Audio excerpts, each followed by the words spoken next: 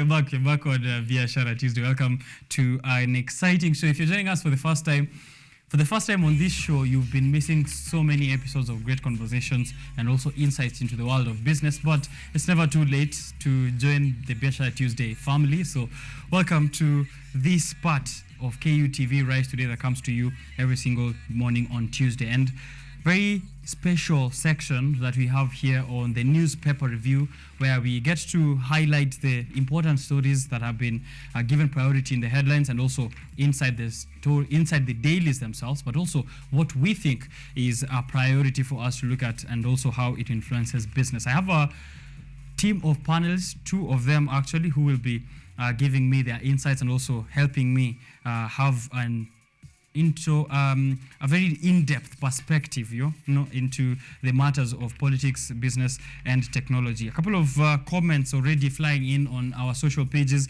and also SMS, WhatsApp numbers. I'm just going to read that real quick so that we can continue with the rest of business and also expect more feedback from you. Jeremiah Washira, it's money matters and the whole world is happy. Of course, when Biashara Tuesday is on air, no one's sad, 1960 included, where Jeremiah Washira is watching us from. Asante sana, and say hi to all the people of 1960. Omaturi Vincent, Mukuru Kwanjenga is also tuned in. Wanataka kujua mambo ya biashara, asante. Empress Meside, following from Bungoma County. Good morning to all the people in Western Kenya. Maite Jones, Richard, it's end month, gawa mshahara bana. Okay. Sawa, okay. We'll tutaongea pale nyuma ya tent baadaye. Karen Blessing, good morning Richard. We are ready to make some money this morning. Asante sana Karen Blessing, my colleague here on KUTV Rise Today. More feedback I'll be reading as we go on the show, even on Twitter, as I see more people tuning in already, including Emperor Shaker, calling himself Jara Counter Squeezy. I'll be reading more on that in a short while. But now, the Standard here, I already went through the headlines.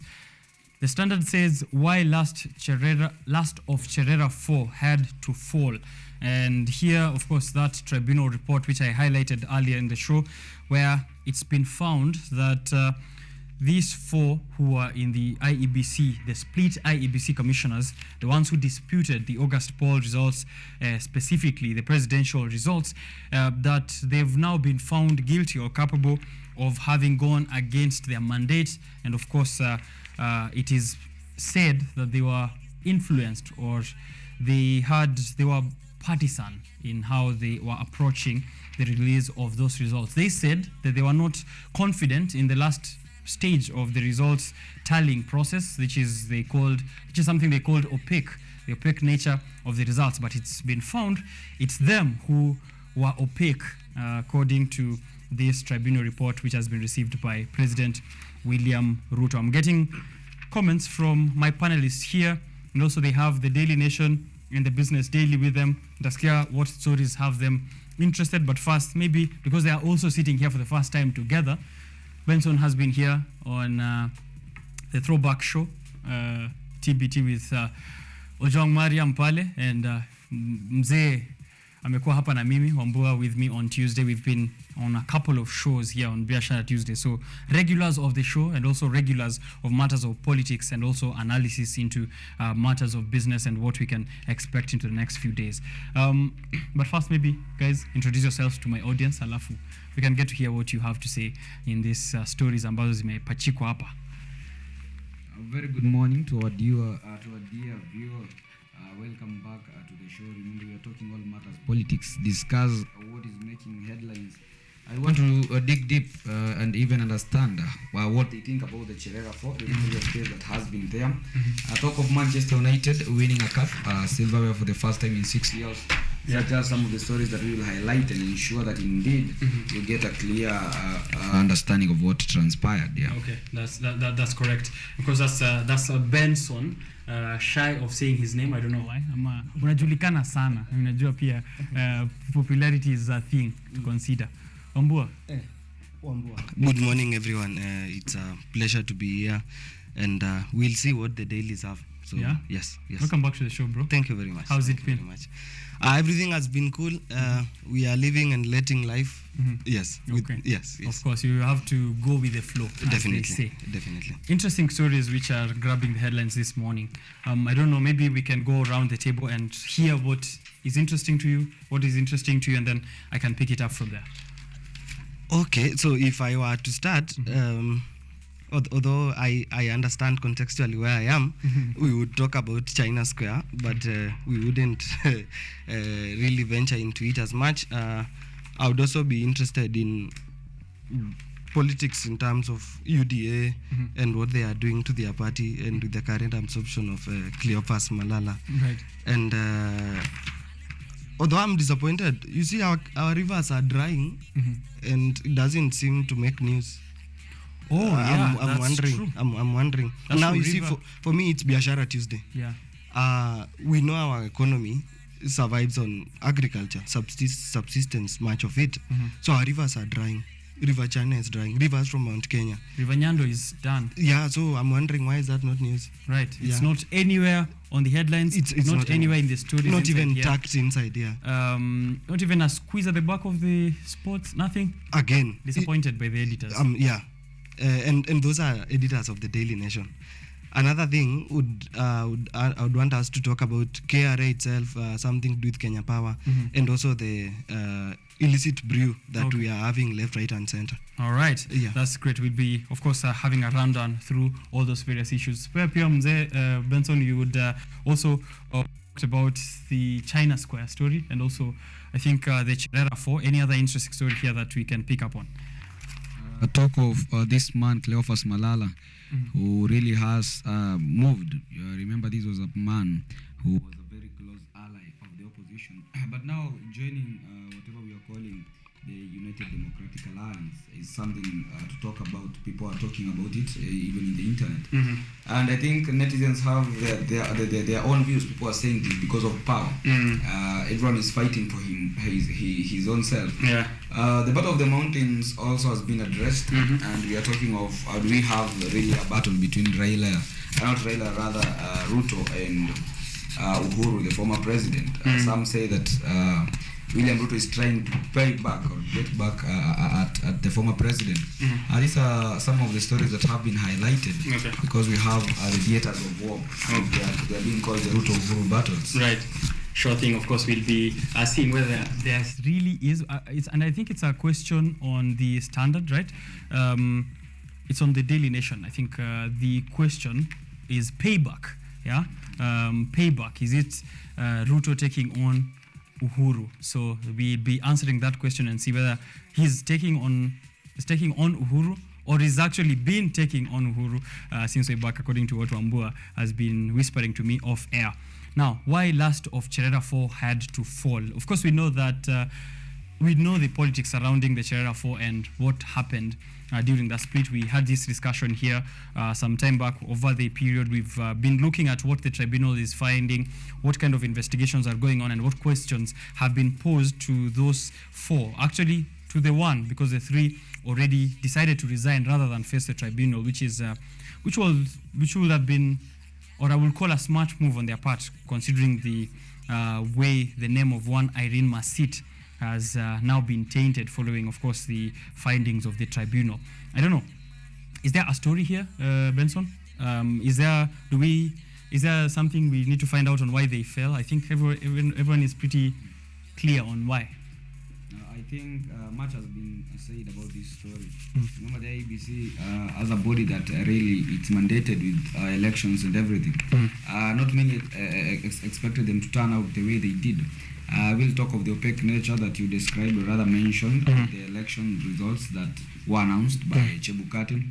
And then this is something that has been in Kenya before. It's not the first time that people have been quarreling about elections and results. one Cherera, rather Cherera, the Cherera form, must sit facing the tribunal. And if you are to look at the report that was provided there, it really raises alarms, because we are being told that the tribunal found that Masit's acquiescence to the demand to moderate results or force a runoff were proven to the required standard. So they claim that indeed there was a plan, and the plan was rather to force a runoff, or rather maybe alter the results. And this is a serious violation of the Constitution and the law. Yeah, Chapter 6 of the Constitution is against that, because it talks about leadership. Right. And then if you are also to think about this whole issue, remember Kenyans are tired, I think, at this particular time. The economy is already very tough. There is no one who wants to go back and talk about the IEBC and what has happened. Because in as much as these things happen, it is in the past. But going forward, remember, we need a clean body, the IEBC. We need a body that will be there to provide results as Kenyans want. Right. Because it is the duty of the IEBC, even if you are to read their terms and whatever they've been mandated to do.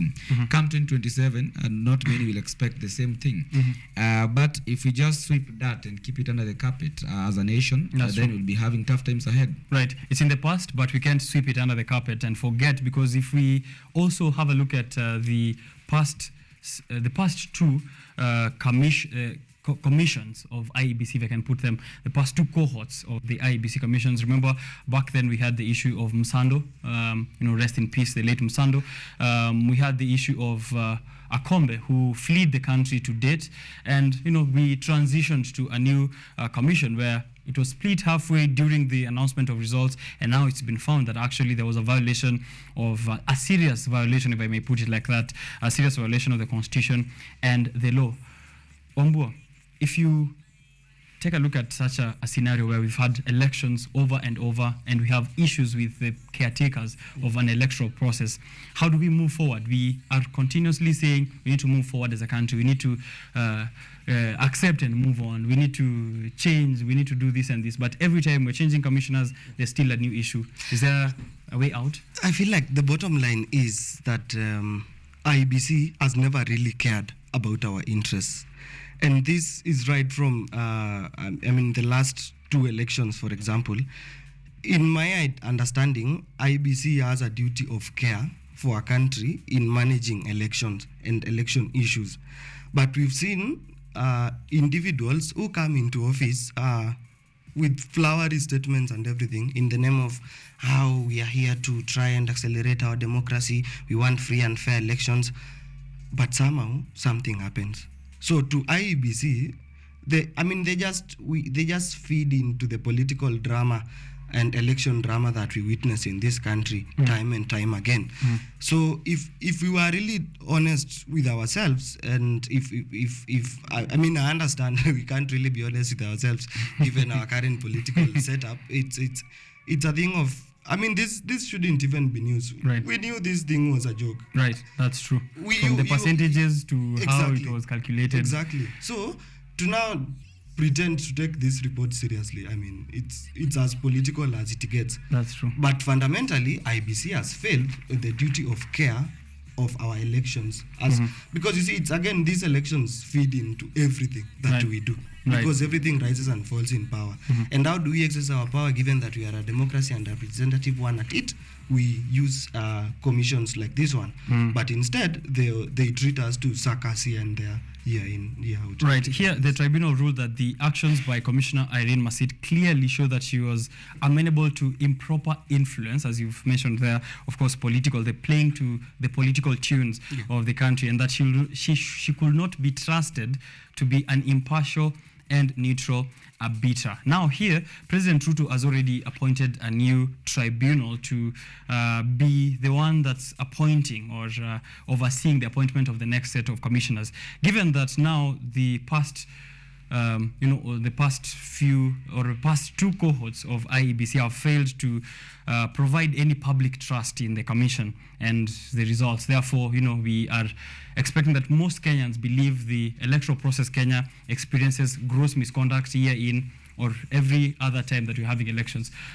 Do we expect any change in the future? If you even take a look at the voter apathy ambayo ilikuwa last year, Benson, is there, can we trust it, or then are we doomed?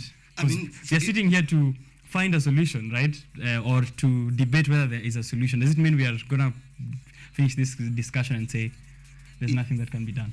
Sorry. I really think that in as much as a country, we need competence even in that particular department, in the election department. It's a thing that has been 30 years existed. I will talk of 207. Remember when he had DCK and was it Samuel Kivuito or someone of this? Remember now, fast forward, we've been having very many reviews, recommendations, then talk of IEBC. And then a story like this coming up right now, months after the elections have been done, because it was very clear when the elections were, the results were being streamed in, and talk of the margin of votes, talk of whatever happened, talk of the rejected votes and how they were to be used rather to favor one particular candidate or the other. And then now going forward, we need to have, I think, we need hygiene in our politics, and the hygiene in Kenyan politics has not been existing in the recent past.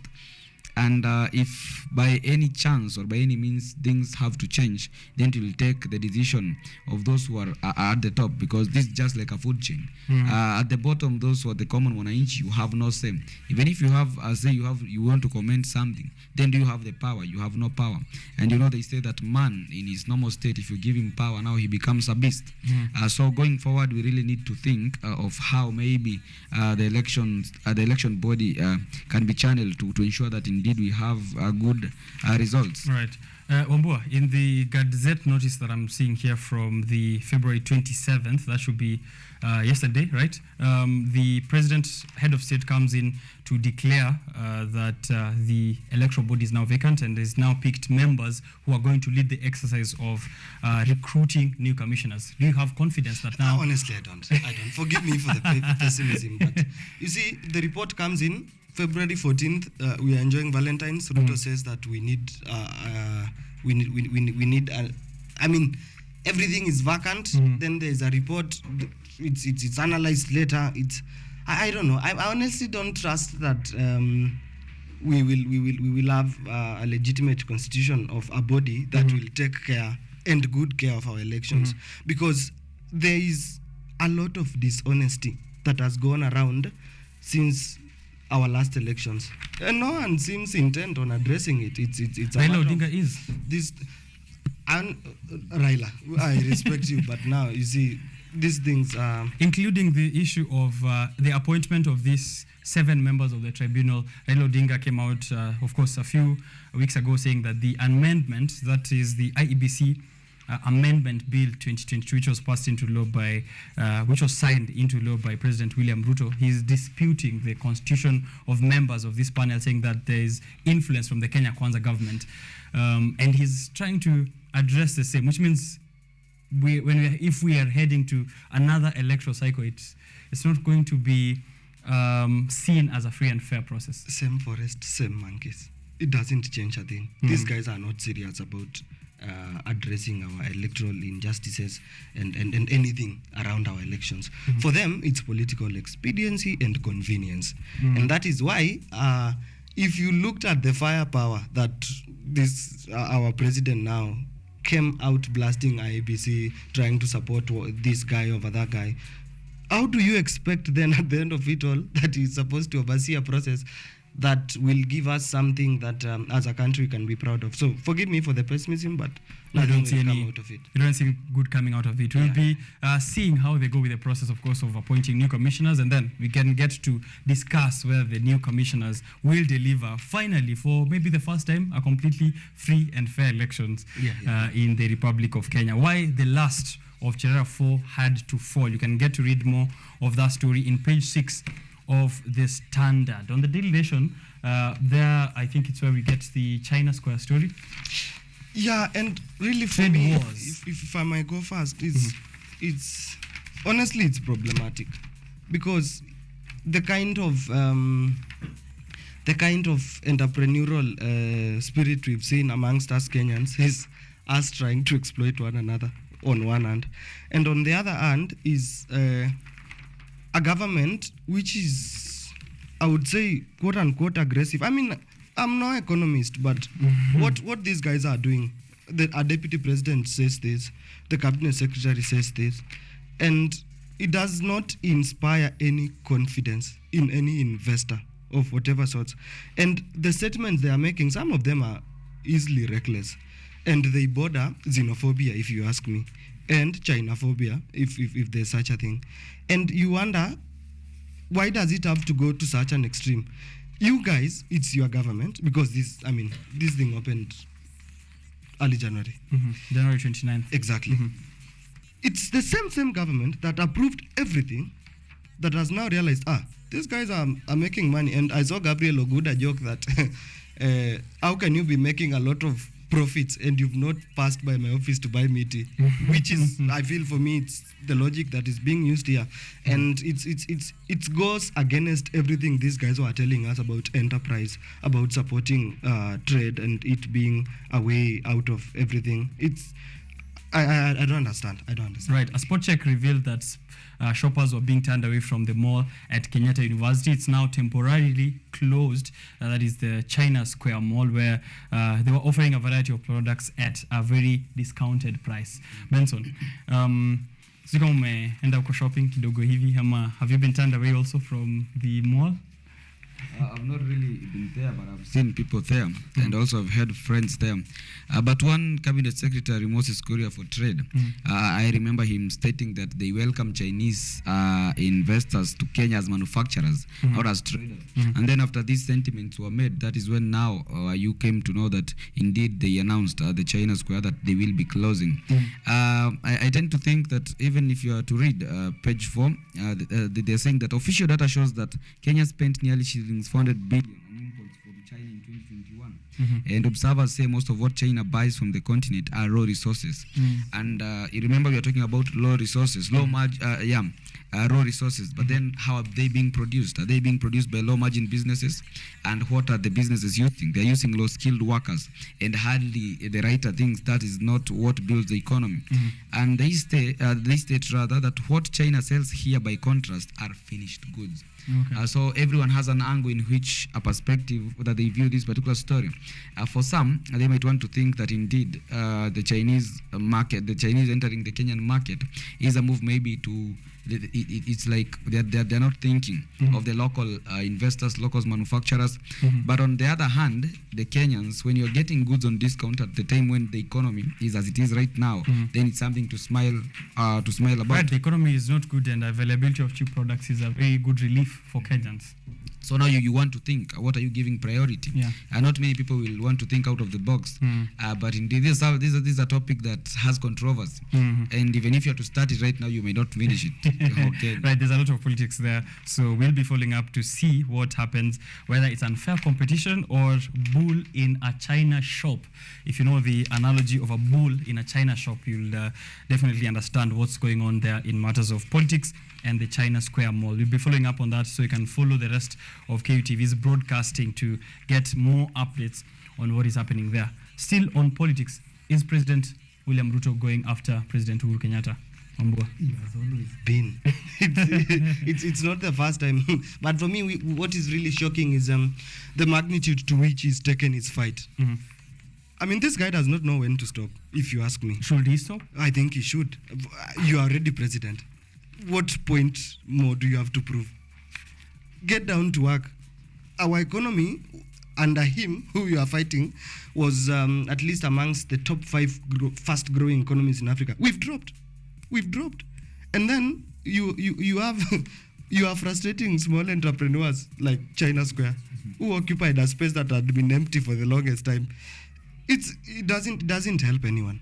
You are going after every official left, right, and center. Anasema ni wadosi. So if it's about taxation and going after the big businesses that are allied to people around former President Uhuru Kenyatta, he says it's just rightfully paying your taxes and remitting what is necessary to the government of Kenya. Are we sure that this guy himself is paying these taxes? Because you see, unfortunately, Benson was talking about political hygiene. These guys don't care about that.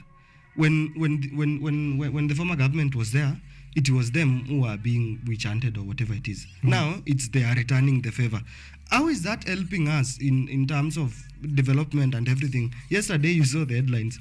These guys who are shouting the loudest, everything is going to add expenses and allowances and per diems and everything. Nothing Nothing on development. But we are supposed to believe these guys that there's anything meaningful that they are doing. That seriously, they want people to pay taxes. They don't want people to evade taxes. You are taxing us to hell. And we are supposed to somehow think that it's okay. No, it's not okay. And that is why, if you ask me, Kenyans have been so comfortable. It's honestly, for me, it's frustrating. Why are we so comfortable with things being as bad? And then everyone is trading arguments here and there depending on what you sit. And it's honestly frustrating. It's not helping us as a country. It's not helping anyone. Right. So Kenyans, we should do something about this. Right. We should do something. Benson, is this drama from the current government exercising its powers beyond what it should be, and instead, as Wambo is saying, they should focus on development? Or is this a beef between two people who are friends and now there's a fallout? I think we are having trouble in paradise. You remember it was paradise when Uhuru Kenyatta and William Ruto were good friends. Them even doing an advert of their party. You remember that particular thing? Matching, complete with matching ties and shirts. But now what comes into the picture, the big picture right now, is we are talking of maybe a personal vendetta. Why am I saying this? You will know that the National Treasury has allocated the former president, that is Uhuru Kenyatta, as 678.57 million as pension. But what do you do to get this pension? You have to cease holding any power or any seat. But what did Uhuru say? He said that he's not ceasing being the party leader or the Jubilee Party. So what does that tell you? That this is not something that is only about money. And then if you come to look at the UDA party, look at William Ruto, the president, how he has handled issues, cancelling projects that were there with the former regime. I will talk of things like Kazi Mtaani, fertilizer, food subsidies, and the deals for mega projects, as the editor writes here. And we are talking of in a span of 2 months, Ruto has reversed at least 17 key policies, directives, and projects. What does that tell you? That is tell you that it's like they are fighting each other, asserting dominance, what I'll rather call it. But come to think of it, and if you want, I think still Uhuru Kenyatta wants to be the picture of politics, because he said that whatever Baba will tell him, if you are to do this, you will do this. And why does he maintain this? He states that it is because this particular person supported me, and I want to support him also, and even said come 2027. But then the other thing that you should want to focus on is how the current DP, Mr. Gachagua, addresses the issues.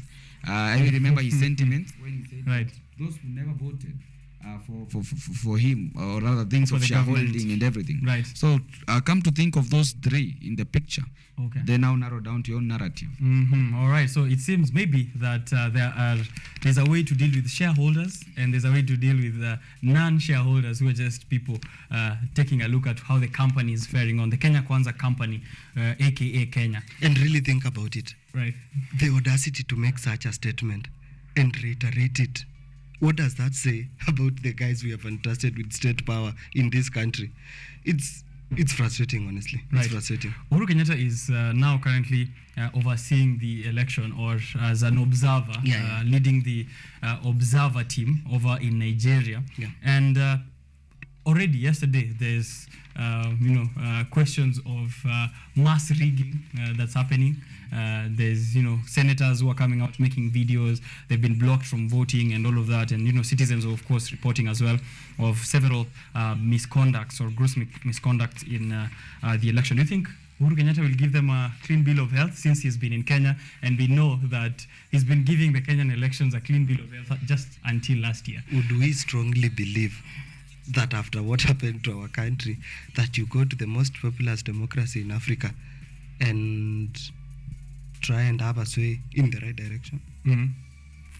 Possibly not. I doubt. Possibly not. Yeah. Does this, by the way, now that we already have that happening, does this put, as he said, Uhuru Kenyatta, there's more to what he's involved in politics than the money, because he can forfeit the perks of a former president, but still stay active in politics. Is there anything that you pick up from there, Wambua? Do you see some form of direction that he's taking, or this is just a former president having fun? You see, for someone who, I think, in my opinion, became president by chance, everything is Wow. for him. Nothing is as measured, and I think he's just in it for the long run. Yeah, Okay. it doesn't seem particularly to have any serious agenda. Even when he was in government, his deputy was accusing him of just using government to make money for himself and his family. Whether that is true or not, we can always discuss. Right. Yeah. It does not seem to have a clear outlined agenda. If you ask me, on what he's taking in. Yeah. And then you see, he has useful idiots here in this Kenya Kwanza government, because you have people opting left, right, and center, the likes of Cleophas Malala. And again, it's just the political hygiene. Do these guys believe in anything apart from power? Right. Because if they did, then, I mean, some things would make sense. But now, you have a guy who was hardcore ANC. Instantaneously is UDA and preaching that gospel so eloquently. It beats me. Jumping It beats ship, me. Benson. Jumping ship has happened. Cleophas has jumped ship. We've seen several members from Jubilee, over 30 MPs, from ODM also a few of them, independent members of parliament, so many others, including Professor Tom Ojenda, saying that he is actively in ODM and Azimio, but still working with the president to deliver to his people. Is there something that we can pick up from this switch in parties? Is it an issue of power playing its role, or is it selfish interest from politicians? I will tend to think of politicians being people who are very selfish. And the reason why I say this is that maybe someone is looking at the future, the long run. So I'm staying at a party that has no one, or rather no, even the number of senators, maybe the number of MPs in parliament. There is a party that has more than the other. So you tend to think of yourself or your side. So in as much as you might be in power for 5 years, then what next after that? Okay. Because I want to think that many will be waiting for next week, when that will be the deadline, and the government will want to see how Uhuru will handle this issue, because the deadline for him to resign from the party leadership, quit politics, or lose those state parks is by next week. So after that, then now you'll start to see a different approach to things. But I tend to think the likes of Cleophas Malala, these are men with plan. You know, they say the 5 P's of life: prior planning prevents poor performance. So everyone is looking at his own side. How well am I prepared for the next battle? Right. But come to think of this as politics. Come to think of this as politics, Wambua. And then now, even if you are there as a person, then many will say that they would have focused on their interests as individuals. You know, one thing I will like to quote Lumumba. Lumumba gave a case study, and he was giving an explanation. He said that how is it, assuming you're a cow, how is it you're tied to a post but you cannot eat the grass? You are a cow. But then Lumumba gave an approach, and he said that even if you are the cow, the grass does not belong to you. So you don't have the right to eat the grass, that in as much as you are tied there. Okay. Does that bring any picture to our politicians? All right. That's a good angle Leave that to Ambua to look at that. Ambua, before you make your statement there, someone would pick up the statements that Benson has made there, and of course, looking at what has been developing, people switching parties, and also President William Ruto now having a majority in both houses. Someone will call him a political genius. He said that the most prepared ones for the next battle are the ones who will win it, right? So do we call him still, as they did leading to the elections of 2022, will you call him a political genius? No. If you ask me, there's nothing genius about the guy. He just has a way of getting useful idiots to his side. Because, again, for me, my point is simple. If these guys, our politicians, believed in anything, let even not believe in us, or that they should have an agenda of development or anything. If they just believe and could stand for anything, this does not mean that you shouldn't be bipartisan in whatever you do with the comments like people like Ojeda. My point is simple. If you really believe in Project Kenya, you want us to develop, there are certain basics which you have to stand by. These guys don't.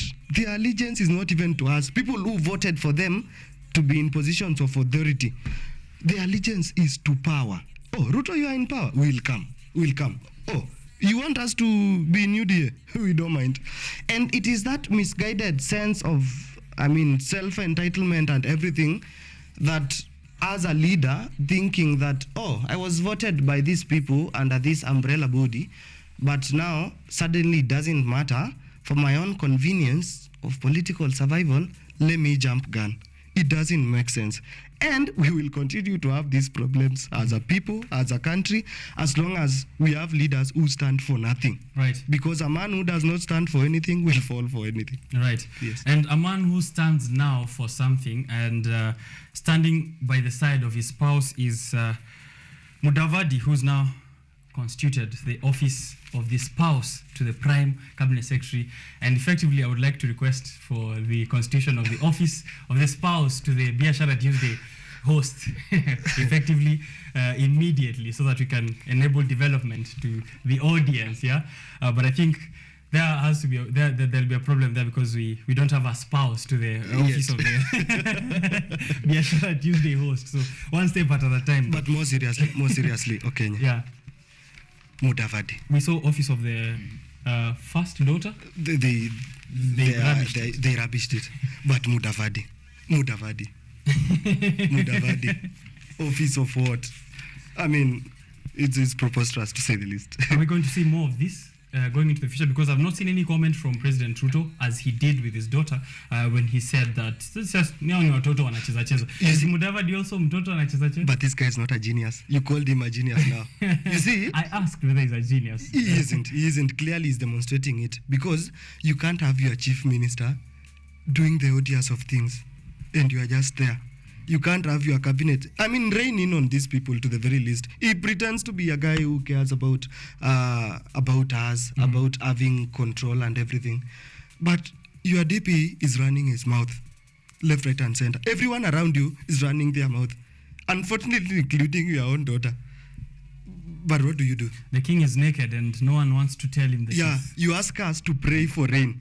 We do that. You have a National Drought Management Authority. It does nothing. You have bandits fighting people there. You send the military without parliament. It doesn't make sense. Benson, and they burned through a budget the past 7 months. Office of the President, both DP Gachagua and President William Ruto have now requested for more funding into their offices because they blew through what was budgeted for their offices. And now we're seeing Office of the First Spouse and maybe Office of the Side Chick by next week. I don't know what direction this is heading. Selfish leadership. This is Kenya for you. And talk of Mudavadi when they were launching this office. And then the role that they are saying, the role of this particular she's being called Tessie, that the role, it will see her join Mama Rachel Ruto. And who else is she joining? Pastor Dorcas, Dorcas Rigathi. And what are they saying? It will be driving the development agenda of the Kenya Kwanza administration. In the constitution, nothing like that exists. Nothing like that exists. We've seen the current government, we've seen First Lady Mama Rachel Ruto being passionate about the economic empowerment of women, the brains and everything. That is the angle that is being brought to Kenyans. But now you're thinking of this office that Mudavadi has really stated that it must be there, it must exist. Remember, this is a woman that has power. She belongs to the Prime Cabinet Secretary. And Mudavadi has never been in the picture. I don't think many would have pictured him to be in government right now by, say, before the elections or sometime before. That's true. Yeah. Because we were talking of people going to Canaan, but not all reached.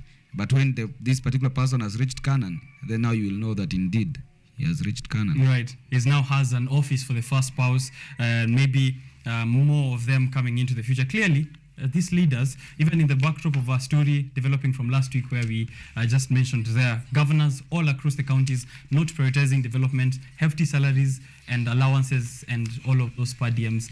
Nothing to do with Kenyans. Yeah, these guys. Let's just pray while the rest set up offices. It's I don't know. Maybe you should blur this, but I don't. To close up, I'd like a comment. To close up on politics, I'd like a comment from each of you. And this is following up on something I'm seeing here on page 10 of the Standard. DP's utterances, and I'm going to maybe add on that headline, DP's utterances / Kenya Kwanza's utterances / setting up of offices shows that Kenya Kwanza wants the nation to remain in a poll mode. If you notice, we are speaking of 7 months after the elections, but the kind of conversations we're having are still political in nature. They are still about the polls. They're still about what happened in IEBC, who should get a CS position, who should be rewarded what, who should be get an office of a spouse, who should be sent to Manchester to watch a game between Manchester United and Barcelona. I'm not pointing fingers at Murkomen, and many other things that we've seen. We're seeing a small delegation by the CS for trade, the smartest CS in the Kenya Kwanza government, in quotes, CS Moses Kuria, who's doing a small delegation to Dubai with 30 people, just a small group, watu kidogo tu kwa ndege tu. And again, maybe to sneak in this conversation there was a report yesterday that whatever these guys are doing, they want to, it's a scandal in the making. They want to import things duty-free, right, under the guise of trying to combat the catastrophe that is facing our ASAL regions. It doesn't make sense. Oh yeah, it doesn't make sense. There is that, a scandal in the looming. A scandal in the looming, and we hope it doesn't go to that, because with the kind of recklessness that is with this government, you mentioned about this guy's utterances. Gachagua, have you realized that you are the deputy president of a country? He hasn't. Clearly hasn't. Right? The government, as the government realized that it's the government, I don't think it has. It's all talk and nothing in terms of trying to help us, whether it's the economy, even whether it's the political hygiene or anything. These guys are helter-skelter everywhere. Benson. No substance, no nothing. Maybe to get your comment following up on Wambua there, just to also highlight one other issue I had almost forgotten, which is the proposed CAS positions, who will have a salary of 765,000 per month, 35 million Kenyan shillings in mortgage, 10 million Kenyan shillings car grant, 3 million Kenyan shillings outpatient cover, which is translating to 2 billion Kenyan shillings in Ruto's first term only. Think of that as a factor that really needs to be addressed. Remember, this money is from the taxpayer. This is something that many must look at it from that particular angle. And the coffers are empty. And then I want to think of Gachagua as a deputy president. What is your key role? It is in devolution. And then what is devolution? Even as the writer says in page 10, that is the one game change in the constitution. So how is Gachagua really setting an example with his utterances? Remember, this is a person that has been given power, and we expect him, whatever he says, it is being taken by Kenyans. People are taking this from him. In as much as he's in the government, you want to see him get more developmental. Remember, he's a devolution leader at the national level. What effort is he making to work closely with the governors? Why is he linking them to national government agencies? Is he looking at the economic potential of the counties and regions? So because many people talked about the current government fighting the Uhuru government, then how does that help Kenyans? If you have to look at the bigger picture. If I think Gachagua is a man who does not know how to control his words, but indeed he has the right, he has the freedom of speech, so he may say what he wants to say. But I really think, as someone of his position, I think the freedom of speech comes with heavier consequences than the rest of us. Because even we are looking at him whenever there is a press conference. As journalists, you want to see what he will say, right? And then how are you picking that up? And how is it going to be interpreted by Kenyans? Of course, remember, as we try and make sure the government is moving away from politics, they need to also remember that most Kenyans did not even participate in the electoral process. So keeping us in a poll mode does not help anyone, considering that the majority did not vote, and the other half that did vote voted for the opposition. So it's time that we moved on to more of development issues. We can speak all day end on matters of politics, but it's a circus that you can get to follow up on the rest of KUTV's broadcasting. Two last things that we can have a look at is electricity prices. Yeah, Kenya Power. I think there was talk about changing the name, because these guys are not powering Kenya, and if they are, it's I don't know to where. Right now, Kenya is feeling powered. Power is as unaffordable. It's such a luxury, and no wonder these guys who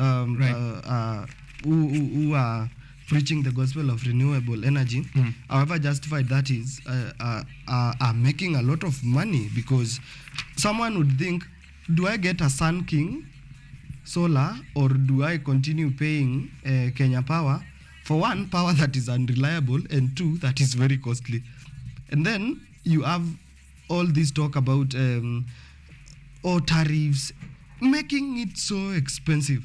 And then you have a chief economic advisor in the name of Ndi saying that we did not promise you cheap power. Yeah. It's that impunity, it's that disregard for this. And they did promise, because it's there in their manifesto. Yeah, they called it the plan. They added a definite article, but clearly there was nothing.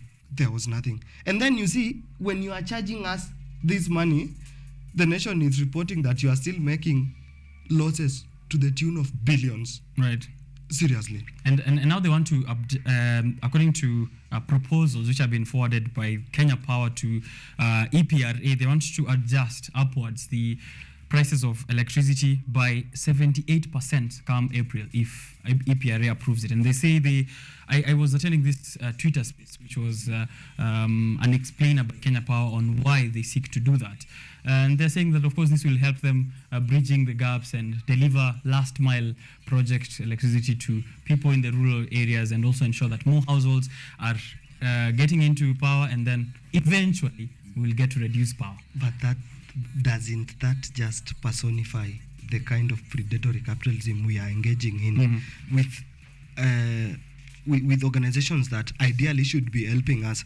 Love him or hate him, Uhuru Kenyatta introduced a tariff cut that lowered it a little bit. But now, I mean, we know who the people owning these things. We know these guys. These guys are in it for the money. They are as neoliberal as they get. So, even with those suggestions, they are just fancy words of saying that, government, you need to bail us out. We are making losses. Right. Give us money.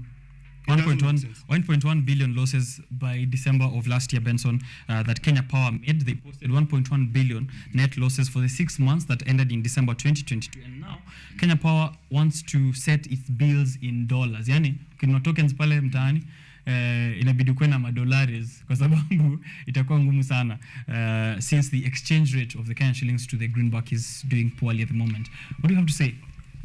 I will also talk of that. Remember, Kenya Power, you've also mentioned that particular fact that they've lost 1.1 billion. That was the net loss for the half of the year, ended in December. And then what is being blamed on this? They're blaming the weak shilling and the other directive that was the state directive, the 15% electricity tariff cut. And then now you're talking of the current mwananchi being the one that is suffering. Remember, I don't expect the power prices to be up when people are dying of drought. That is not something that I would want to think of it right now. But then Kenya Power said that the drop that they had was attributable to increased foreign exchange losses, like you've mentioned. And also one thing that they were very key to mention was the implementation of the 15% reduction of the end-user electricity tariff. And this was recommended by the government. So you come to think of all these things that are happening in any sector of the government, any institution, then you want to think that in as much as the local currency has been weakening, that is against the dollar. And then we are looking of the local currency moving from an average of say 117.96 at the start of last year, and then out to December 123 point something, 0.37. And now we are talking of the shilling weakening. I think everybody is trying to pull towards his side. Remember, making a loss of more than 1 billion is not something that we'll smile about. That's true. Yeah, most of the country. So I really think this will be something that we'll want to keep an eye on and see how everything will transpire, because it has been there. The drought situation, though, is now a 5-year high, and we do not expect any rains anytime soon, according to the weatherman. So, which means Kenya Power is still going to suffer in generation of electricity. Yeah, I mean, I'm struggling to understand that a monopoly is making losses, and it's a matter of national interest. I mean, it's private business. It's Kenya Power making losses. It shouldn't. And this is a monopoly. And it's a monopoly. It shouldn't be. It shouldn't be. It shouldn't be. I mean, this thing, they are just problems. And then what is the headline there at the back of the Daily Nation? Kenya Power to take 6.5 billion shillings each after tariff cut extended to April. Right. You understand the guys controlling this thing are in government. Right. They are The in majority Kenya shareholders are in government. Exactly. Mhm. It's the same government that is doing all this and making the case that it's a weak shilling. How are we arriving at a weak shilling? It is the same government. So it's the same government doing poor things as it has been for the 7 months that it's been in power. Mhm. The shilling is weakening. Our economy is taking its growth rates are going low. But somehow there are certain cuts. Subsidies have been withdrawn. We have a drought. The weatherman yesterday, I laughed at this. Mhm. Our CS of environment was talking about modernizing our weatherman. Mhm. I mean, these guys, they've never modern. Like, they are telling us we won't have rainfall, but they say, again, there's a caveat. It's not like they are certain. So the weatherman, They're not so sure. they are not so sure. And then it's that kind of laziness, because you can imagine in 2023 is when you are talking about modernizing the meteorological department. It's When digitization is a process that began so many years ago. so what have these guys been doing? Right. Parastatal that has been siphoning money, and we have a drought that they have metrics of measuring through the National Drought Management Authority, and it is so severe that if you look at the kind of reporting, Jill, the wife to US Biden, First Lady, yeah, Lady she just Jill went Biden. back yesterday. Right. If you look at the kind of international press that Kenya got, even the simple descriptions of our visit to Kajiado or wherever she went. And I actually have it here. Maybe I can read that and then you continue with your remark. Yeah. Jill Biden, I'm reading from the Associated Press, yeah? Jill Biden, US First Lady, Jill Biden got an up-close look Sunday at the historic East Africa drought as she walked along arid land and listened at some Maasai women describe how their children and livestock are going hungry. She appealed for more countries to join the United States to help alleviate the suffering. That's the first paragraph of her visit to Kenya. Yeah. I mean, if you are to sum up the view that is out there of us, and you look at the kind of things we are focusing at as a people, then you wonder seriously, do we have a government or it's a collective of jokers in power? Right. You wonder. Your comment on the drought situation, Benson, as we try and wrap up on this discussion on what has been in the headlines this morning. I really think that even if you're an investor, you're a foreign and you want to invest in a country like Kenya, then you want to look at the reports that are being made about about that country that you want to invest in, then you'll be shaken. You wouldn't want to invest in a country where people are dying of drought. You not want to invest in a country where they say that it's like it's a local fight. No one wants the other. So you're saying this is going to scare investors? Yeah, it might scare investors. It is actually scaring and it will investors. push them away. And what does that mean? That will mean that even you'll not have money as a country. And I think the bills will be very high. Look at the government overspending.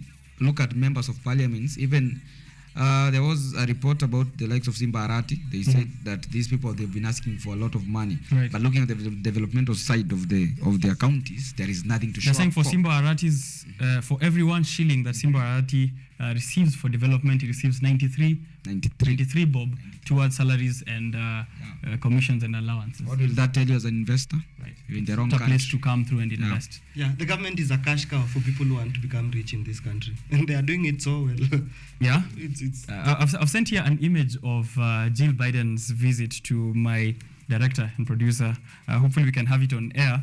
I don't know. Wambo, I don't know if you've seen this image. They really like this poverty porn, yeah? It's poverty porn. yeah, and it's it reminds me of Binyavanga Wainaina and he says How to write about how Africa. to write about Africa. Yeah. It's I mean it's the same stereotypical kind of thing. But then again, it comes to a point where we won't even blame them. We have to take some sort of responsibility. Yeah. Because at the end of the day, you have government institutions, and I was so disappointed to even just look at the image of the director of the National Drought Management Authority. A guy seated somewhere along Lorno House in Nairobi. And you also saw the video of Nasra, the comedian, who had traveled to Northeastern, Doing and she was donations on her own, crying at the kind of devastation that people are experiencing there. And if you are even to take it a little further, it's a government that does not care and is not interested in its people. Because the area where you have it's bandit prone, for example, if I'm also to sneak in that as a subject of discussion, is next to the northern frontier districts, which have been historically marginalized right from shifter wars, and now you have a section of northwestern that has now suddenly become bandit prone. And what do? Instead of trying to find lasting solutions, because these people are arguing about pasture and water. If you give them this, they have promised you that something should be done. But you have a whole MP in the name of Kosing saying the silent part out loud, that these guys is, you only need to give them this, and then they'll be done with it. And that is an MP who has a CDF, which is reminds me of the comment by the Auditor General that wale wameiba pesa basi wa invest basi. Exactly. Yeah, we've become so complacent with. Yeah, such. like we are so okay with leaders giving us things which don't even make sense. Isn't it crazy that it's been just 7 months? Maybe just to as we close up, isn't it crazy, Benson and Wambua, that it's been 7 months of the Kenya Kwanza government and the kind of complaints that we're making here, and maybe just to follow it up with a comment I saw on Twitter, that they are at level year 3 complaints. Yani hizi shida ni zile tunangojanga zifike mwaka wa 3 hivi, and then we start mentioning billions in scandals and all these problems, but it's just been barely 6 months, man. A collective of jokers with no feelings for the citizens. Benson. I will say these are people who are self-driven with their interests, and if they are to look forward, they should think about the ones who put them into power, or rather the Kenyan or the local mwananchi at large, because the Kenyan is in the picture. And remember, these are people you want to ensure that they are doing okay. These are people who voted for you, and even if they never voted for you, they are still citizens of the country. Right. Yeah. Okay, so that's as much as we could have a look in matters of politics. Read all of these stories, the Daily Nation, the Standard, interesting discussions that we're having here, and also I think there's feedback here I would like to read, so that if there's a comment directed to you guys, you can get to respond on real time. I'm seeing Trevor Alex. I am liking this talk, guys, so thank you very much, Trevor. Fishtown KE, always ready for Tuesday. Great show, Waku, tuned in from the City of Angels. Avush Banadilod, good morning, Biashara Tuesday. Newspaper review, I'm following it up from Kasarani, Nairobi. Enjoying the show, keep up the good work. Fishtown Fishware, now the show is always amazing. Locked in from Nairobi, Kenya. Someone also here said that Wambua wants a Kenya that will never exist. Is that no, you see, all these things. You're in. Do they call it a utopia? Yeah, it's not a utopia. You see, if we have these things are possible. Yeah, these things are possible. But now the people who are supposed to make these things possible are so disinterested. As Ben says, they are driven by self-interest. It's okay. It's human. But at the end of the day, you have a responsibility to care and to be concerned about people who voted you in, and not stupidly or foolishly just anchor yourself with this thing you call power, because if anything we've learned, it is transient. Look at Matiang'i. I mean, it tells you a lot. But so guys, you our politicians, you need to be serious. Wake up in motion. Give us your A game and help us solve our problems, because as it is, you are only focusing on what gets into your pocket. You seriously don't care about us. Do you think a revolution is looming? Do you think Kenyans are wanasema ati Wakenya watafika mahali watafinya vizuri? Benson alisema Wakenya tumechoka. Yeah. Which is a problem by itself. If we get tired, I mean, I can understand the fatigue and everything, but at the end of the day, you look at me, for example, I am a young father. Would I really want my son to come and grow up in such an environment as is now? And that is why, for me, I would rather, if this is the platform I have, I voice my concern for a utopic Kenya, as the comment was. But it is in that utopia with some sense of idealism that he will have a better life. Right. But now, if I just decide to be tired and focus on my writing and my teaching, seriously, definitely, it will be a problem. So we need to do something as Kenyans. We don't need to wait for these guys, because these guys have been, it's the same old guys. Yeah, same old story. That's true, same old story. Yeah. Just I was actually saying it's the Jubilee government part 2 because we just don't have President Uhuru Kenyatta. Yeah, and you can imagine The rest of it is the same. if the part 1 was as horrible, Yeah. how will part 2 be? I mean, you gave an example of that year complaints in the first 7 months. What will happen in the third year? Says a lot. Right? Says a lot. Here, there's a cartoon that you can have a look at. The standard, a very interesting one. Hapa hivi wako na, there's a woman in the center. On this left side is President William Ruto, I presume, according to the cartoon. And on the other side is Musalia Mudavadi, right? I think Musalia is concerned about the spouse. Anaambia spouse aende kwa ofisi, while President William Ruto anaambia spouse aende kuomba. I'm not so sure on the interpretation, but that's how I think I've interpreted. Sijui kama wewe uko na any other interpretation?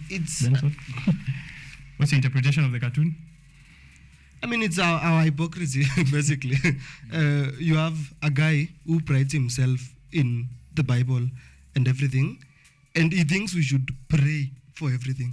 I mean, forgive me, but are you people religious fundamentalists, or what has become of you? Because I understand, I regard prayer highly. I'm a very religious person. But now...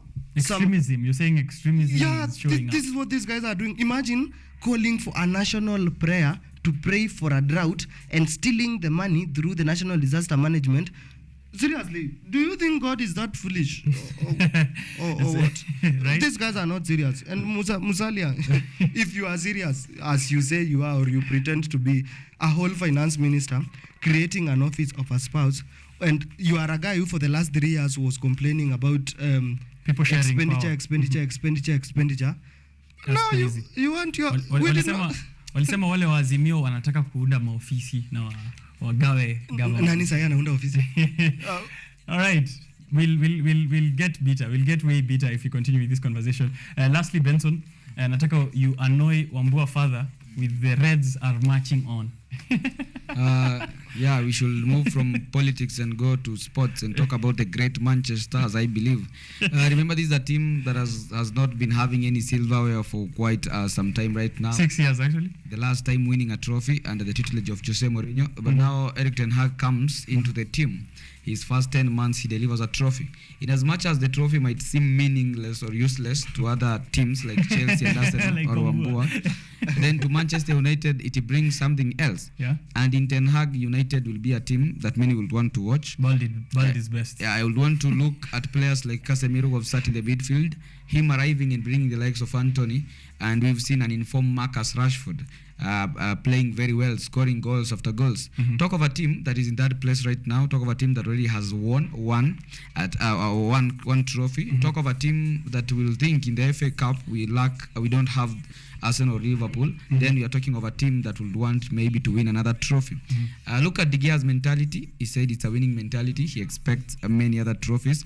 And I think the likes of Chelsea and Liverpool, Wambua wants to speak, and I know he wants to speak, but I'm looking at the likes of Liverpool and Chelsea, and then these are teams that will want to benchmark from the great Manchester United as we speak right now. Summing up all this, I will say that Glazer is happy right now. So no Glazers out? You're not saying Glazers out anymore? Not now. Ferguson is still also happy. And passing the mantle over to Ten Hag, then expect a man with a plan to lead Manchester United into success. Right. Yeah. Congratulations, Manchester United, for winning. Bald is best. Title contenders, ama? Tunaweza sema mnajaribu. As a Mancunian, it's okay that you won. Ingeenda Newcastle. It would also been good because Man City, the team I support, our cousin from you has received something. Yeah, is in Newcastle, so they want something. But I mean, well played, Manchester United. Your suffering might be coming to an end. 6 years without a trophy. It's a long time. It's a long time. Still, the journey continues for a major trophy because it's still not a. It's only 500 grams. Yeah. You shouldn't make a lot of A win is a win. But as A win is a win. A win is a win. AFC, we understand you. There's no problem. There's excitement of winning a trophy after 6 years. We understand. Yeah, you understand. You've gotten used to this thing. We win every season. We've been winning every season. We are used to these things. Yeah. Bald is best, but it seems Manchester United is making a comeback, and I'm hoping that this, when I speak about sports and we talk about EPL, I always hope that we can eventually translate this to the local football scene. Yeah, fans watoke, tukue na more excitement as we are with EPL matches. With Ababu na Mwamba. Tukatai ulitupea sports act, but seriously. Labda ufungue TikTok moja safi, you dance your way out to a government position. It's a long way for us. There's no way you're gonna make it there. Yeah, but we hope for the best. We hope for the best. But Ababu, let's not go the Ababu way, because I'm a bit bitter with that one. Last word. I think I'll have Benson do it. Yeah, Benson, please read us the quote there on the last page of the Business Daily as we wrap up this section. The Business Daily, the last word. This is John C. Maxwell. He's the best-selling author, coach, and speaker, who says that people change when they hurt enough that they have to change, learn enough that they want to change, receive enough that they are able to change. I will repeat: people change when they hurt enough that they have to change, learn enough that they want to change, and receive enough that they are able to change. So you can change whether either you hurt or you learn or you receive. Which one mnadhani tumefika Kenya? We are hurt. Are we hurt enough? Ama hatuja learn enough? Yeah. we are still hurting. We are still hurting and we are still learning. And we've received nothing. Yeah. So we have not received enough. And we received nothing. Received nothing. Yeah. Hopefully. Arab Spring. Ingekuwa isha happen already. Yeah. Thank you very much, Wambua and Benson, for creating time for this morning and the discussion. I'm hoping that in the future then Tena to have this awesome panelist with us here. Hopefully. Yeah. All the best in your teaching. How is Thank it you very like much. in the side of the upper side of Kenya? They I will not quote what tabloid, but they called it. Let me hear your comment first before I make my remark. Somali is a nice place. Uh-huh. Don't believe what I know. I'm in a media house. Don't believe what the media is telling Don't you. believe the media. Yeah, I mean, I'm pro media, but on this case, I feel like there has been some misinformation about Somalia and how it is, and I'm actually enjoying there. I know I might have a couple of my students watching me right now, but yeah, we are coming back for the next semester, and Happy Ramadan. All right. Good work almost there. Good work there, and all the best. Thank you very much. All the best to Benson. Asante sana for making time for us. Thank you also. I think I should conclude by telling the viewer that if you want to make the world clean, then start by sweeping your front yard. Then the rest of the world will be clean. Kelvin Benson, till next time. All right, Biashara Tuesday takes a short break. I'll be right back with conversations on business. Remember, hashtag Biashara Tuesday on all social platforms. We're coming back to hear what you have to say about business, the developments, and also to have a discussion on agriculture.